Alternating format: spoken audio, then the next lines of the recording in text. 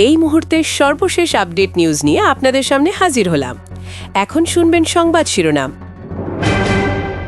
ঈদুল আজহায় নিজে কোরবানি করবেন থালাপাতি বিজয়। মুসলিমদের সাথে নিয়ে বড় ঘোষণা দিল থালাপাতি। এক চ্যালেঞ্জে দিশেহারা মোদি ও শুভেন্দু। আরও জানাবো, দেশে প্রথম ২৯ কার্যদিবসে মেহেরপুরে ধর্ষণ মামলায় যুবকের মৃত্যুদণ্ড। আপনারা দেখছেন লাইভ নিউজ বাংলা। এতক্ষণ দেখছিলেন সংবাদ শিরোনাম, এখন দেখুন বিস্তারিত। থালাপাতি বিজয়কে যদি স্রেফ তামিল সিনেমার নায়ক বলে ভাবেন, সেটা বড় ভুল হবে। পর্দায় তার অ্যাকশন দেখে সিনেমা হলে হাততালি আর শোরগোল এমনই হয়, মনে হয় তিনি যে কোনো চ্যালেঞ্জের মুখোমুখি হতে পারেন। একটা ইশারাতেই বক্স অফিস কাঁপে, ইন্ডাস্ট্রির বাজনা বেজে ওঠে। কিন্তু হালের এই সুপারস্টার যখন রাজনীতিতে বুঝে শুনে পা রাখলেন, অনেকের ধারণা ছিল তিনি হয়তো একেবারে প্রচলিত ধারায় চলবেন। সবাইকে চমকে দিয়ে বিজয় এবার এমন এক ঘোষণা দিলেন, যা শুনে সিনেমারও স্ক্রিপ্ট ম্লান হয়ে যায়। ঈদুল আজহাকে সামনে রেখে তিনি বলেছেন প্রকাশ্যে কোরবানি দেবেন। এই ঘোষণার নিছক ধর্মীয় আচরণ নয়, বরং ভারতের জাতীয় রাজনীতিতে বিতর্কের ঝড় তুলেছে। দিল্লি থেকে দক্ষিণ ভারত, মাঠের রাজনীতিবিদদের ভেতরে এক প্রকার ভূমিকম্প নেমেছে। কেউ কেউ বিজয়ের একটা বাক্যকে এতটাই শক্তিশালী মনে করছেন, এর প্রভাব পুরো ভারতের রাজনৈতিক সমীকরণ পাল্টে দিতে পারে। ২০২৬ সালের মে মাসে ভারতের রাজনৈতিক আবহাওয়া এতটাই অস্থির, যতটা হয়তো দশকের মধ্যে দেখা যায়নি। কয়েকটা রাজ্য, বিশেষ করে উত্তরপ্রদেশ, গুজরাট, পশ্চিমবঙ্গ, কোরবানির ঈদ নিয়ে প্রশাসনিক নিষেধাজ্ঞার নতুন নতুন নিয়ম বানিয়েছে। কোথাও আইন শৃঙ্খলা রক্ষার নামে, কোথাও পরিবেশগত কারণ দেখিয়ে, আবার কোথাও সোজাসাপটা ধর্মীয় অনুভূতির কথা বলে মুসলিমদের ওপর চাপানো হয়েছে নজিরবিহীন বিধিনিষেধ। শেষে দিল্লিও এই নিষেধাজ্ঞার তালিকায় যোগ দিল। এত সব চাপের মধ্যে সাধারণ মুসলিমদের মধ্যে ভয় আর উদ্বেগ বাড়তেই থাকল। একাধিক জায়গায় মানুষের অসন্তোষ আড়ালে গড়ে উঠছে। আমার মনে হয় এভাবে চলতে থাকলে যে কোনো সময় তা প্রকাশ্যে বিস্ফোরিত হয়ে উঠতে পারে। সবচেয়ে অদ্ভুত ব্যাপার, জাতীয় রাজনীতিতে বড় বড় বিরোধী দলগুলো এসব জ্বলন্ত ইস্যু পেরিয়ে নিরুত্তর হয়ে বসে আছে। কংগ্রেস, বাম, তথাকথিত ধর্মনিরপেক্ষ দলগুলো সংখ্যাগরিষ্ঠ কঠোরপন্থী ভোট ব্যাংকের ভয়ে মুসলিমদের অধিকার নিয়ে কিছু বলতেই সাহস পাচ্ছে না। কেউই চায় না ভোট হারাতে। এই অস্বস্তিকর নীরবতার মধ্যে থালাপাতি বিজয়ের দাঁড়িয়ে যাওয়াটা এক প্রকার রঙিন বাতাসের ঝাপটা। তিনি শুধু মুসলিম সম্প্রদায়ের পাশে দাঁড়িয়েই থেমে গেলেন না, বরং স্পষ্ট ইঙ্গিত দিলেন এই কোরবানির কার্যক্রমে তিনি নিজেই অংশ নেবেন। কঠোরপন্থীদের চোখরাঙানি, হুমকি ধমকি সব আরামে উপেক্ষা করলেন। এই খবর ছড়িয়ে পড়তেই সোশ্যাল মিডিয়া আর রাজনৈতিক অঙ্গনে তীব্র বিতর্ক আর উত্তেজনা দেখা গেল। কারণ ভারতের এখনকার বিষাক্ত রাজনীতিতে কোনো নেতার এমন স্পষ্ট, দৃঢ়, অনড় অবস্থান নেওয়া আসলেই দুষ্কর, প্রায় অবিশ্বাস্য। কিন্তু বিজয় সেটা ঠিকই করে দেখালেন। তিনি আগেও হিন্দুদের সামনে বলেছিলেন, মুসলিমদের গায়ে আঁচড় পড়লে তিনি তার প্রতিশোধ নেবেন একদম চরমভাবে।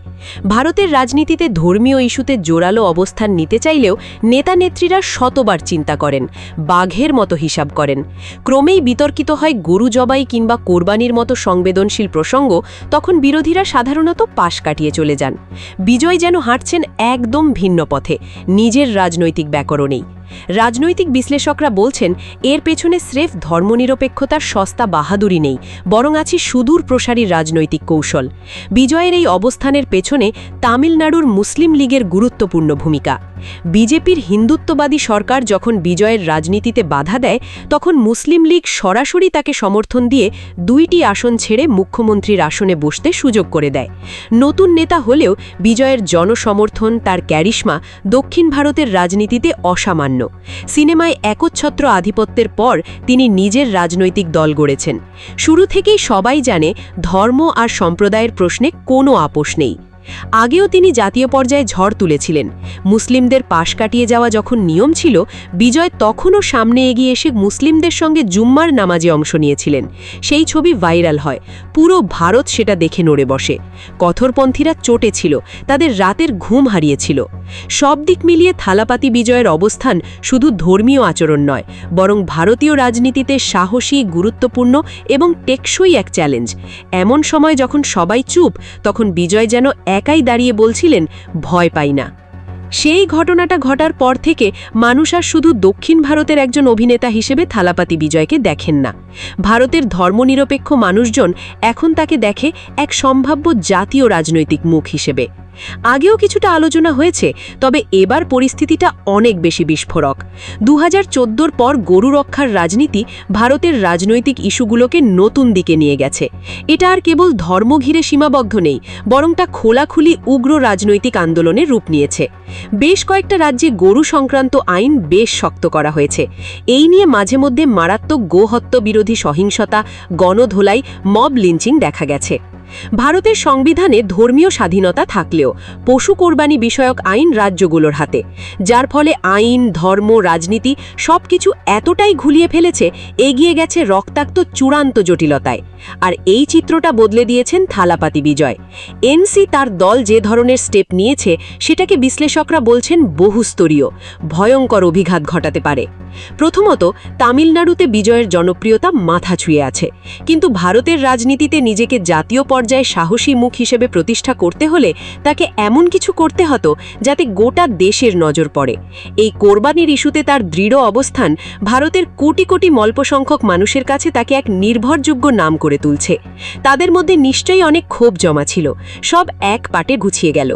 বিরোধী রাজনীতিতে এখন যে বিশাল শূন্যতা, ঠিক সেখানেই খানিকটা সাহস নিয়ে বিজয় আঘাত করছেন। কংগ্রেস কিংবা অন্যরা যখন সংখ্যাগরিষ্ঠতার ভয়ে বারবার নিজেদের গুটিয়ে নিচ্ছে, বিজয় সেখানে আলাদা হিসাব কষছেন। তামিলনাড়ুতে বিজেপি তুলনামূলকভাবে অনেকটাই দুর্বল। এই ধরনের হট টপিকে রাজনৈতিক ঝুঁকি সেভাবে নেই। প্রতিদ্বন্দ্বীরা যখন চুপচাপ, বিজয় সামনে এসে পুরো ইস্যু দখলে নিচ্ছেন। জাতীয় পর্যায়ে এই অবস্থান তাকে যে বিশাল প্ল্যাটফর্ম দেবে তা নিয়ে বিতর্ক নেই। সবচেয়ে গুরুত্বপূর্ণ, আসছে 28শে মে যদি বিজয় প্রকাশ্যে কোরবানিতে অংশ নেন, সেটা আর নিছক ব্যক্তিগত কাজ থাকবে না, সেটাই এই সরকারের সংখ্যালঘু নীতির বিরুদ্ধে রীতিমতো প্রতীকী বিদ্রোহ হয়ে উঠবে। এই কারণে কট্টরপন্থী গোষ্ঠীগুলো তাদের মধ্যেই জোর আতঙ্ক আর দুশ্চিন্তা বাড়ছে। শুধু দেশেই নয়, এই ঘটনা আন্তর্জাতিক পর্যায়েও ভারতের ইমেজ নিয়ে বড় আলোচনার জন্ম নেবে। গত কয়েক বছরে ইউএসের আন্তর্জাতিক ধর্মীয় স্বাধীনতা কমিশন, হিউম্যান রাইটস ওয়াচের মতো সংস্থাগুলো ভারতের ধর্মীয় বৈষম্য নিয়ে একের পর এক রিপোর্ট দিয়েছে। দিল্লি এখনও পর্যন্ত এসব তেমন পাত্তা দেয়নি, বলেছে এগুলো পক্ষপাতদুষ্ট। কিন্তু এবার ছবিটা আলাদা, কারণ বিজয়ের মতো বিশাল একজন তারকা সরাসরি সামনে এসে দাঁড়িয়েছেন। আন্তর্জাতিক মহলে এর চাপে নয়াদিল্লি কিভাবে সামলাবে সেটাও এখন দেখার বিষয়। দক্ষিণ ভারতের রাজনীতিতে সামাজিক ন্যায় আর সাংস্কৃতিক স্বাতন্ত্র্য বরাবরই গুরুত্বপূর্ণ ছিল। বিজয়ের এই অবস্থান নিছক নীতির প্রশ্ন নয়, নাকি এটি কোনো বড় রাজনৈতিক কৌশল, তা এখনও বিশ্লেষকরা ভাবছেন। সবচেয়ে বড় প্রশ্ন, বিজয় কি 28শে মে সব হুমকি চোখ রাঙানিকে উপেক্ষা করে সত্যিই কোরবানিতে যাবেন, নাকি এই ঘোষণাটা শেষ পর্যন্ত কেবল রাজনৈতিক অবস্থান হিসেবেই থেকে যাবে? যাই হোক, বিজয়ের এই এক স্টেপ আজকের ভারতীয় রাজনীতিতে শুধু ধর্ম নয়, অধিকার এবং মানবাধিকার প্রশ্নের কেন্দ্রবিন্দুতে চলে এসেছে। বিজয় সত্যিকারে কি পারেন দেশের এই টক্সিক রাজনীতিতে নতুন গল্প লিখতে? চোখ রাখতেই হচ্ছে আরও কয়েকটা দিন। ভারতের চিত্রনাট্য আদেও বদলাবে কিনা জানতে হলে সবার আগে সর্বশেষ আপডেট নিউজ দেখতে সাবস্ক্রাইব করে আমাদের চ্যানেলের সাথেই থাকুন। আমাদের নিউজ ভালো লাগলে লাইক, কমেন্টস ও শেয়ার করুন। ধন্যবাদ সকলকে।